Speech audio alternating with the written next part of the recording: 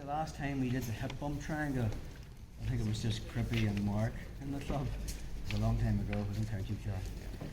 So from here, we can, if we can get inside control, so let's just say Carl's making inside control, I can swim 2 hands inside, and then from there I can make space by pushing up on his shoulder to get to an elbow, and then I'm going to make a single necktie and come from an elbow to the hand. And when we did this in the club last time, I was just hitting Carl with my hip to get a response, so he actually puts his hand on the mat. From there I'll use this as a base so I can actually elevate myself, and then I was just shooting straight into a triangle from there. That takes a little bit of agility and flexibility, so Danaher's cut that down. We're just basically doing 2 hip bump sweeps. We're still staying in the theme of the hip bump sweep.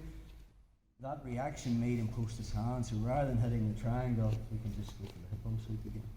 So I need inside control, so from there I can swim inside. Once I find that far shoulder, I'm building a base and pushing back on to come up on an elbow. As I swim inside and get that single necktie, I'll push up to the hand. Again, I want my hand directly behind me. I started to turn to drive me back.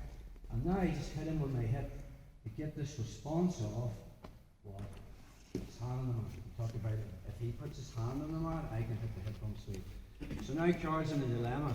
See the way my hips are engaged? If he actually takes his hand away from the top, or start, he's inside control, push, and make the single necktie. I hit him with my hip. My hips are engaged the whole time. If Carl takes that hand away, he's on his back. Now I have to collect the arm. So this hand comes across. I go wrist deep at the elbow. And now I pull on Carl's left hand towards my right hand as I hit him on my hip. Okay. So again, I could be doing it off the grip break. Say Carl has that.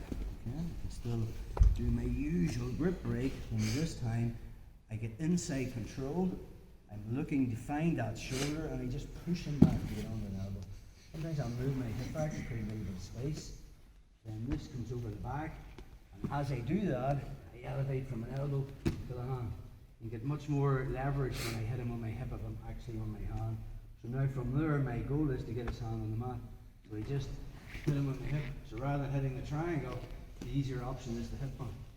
Keep your hips engaged. The biggest mistake you're going to make is not keeping your hips engaged and Carl straight into the body lock again. And because my chest isn't facing the mat, in this case, I don't worry too much about my chest facing the mat. Why? Is Carl body locking me or posting with his hand? Posting with his hand. The second he goes to body lock me, I just hit him with a sweep. That makes sense?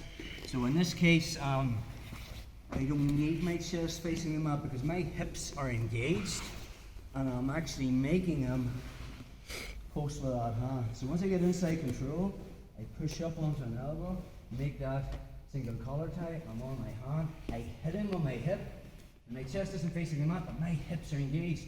If Carl lifts his hands, I have the sweep. Okay, so now I don't need my chest facing the mat just yet until I collect that arm. So from there I reach across, I put my wrist on his elbow, and now from there I bring his left hand towards my right hand as I hit him on my hip. Okay, let's play with that.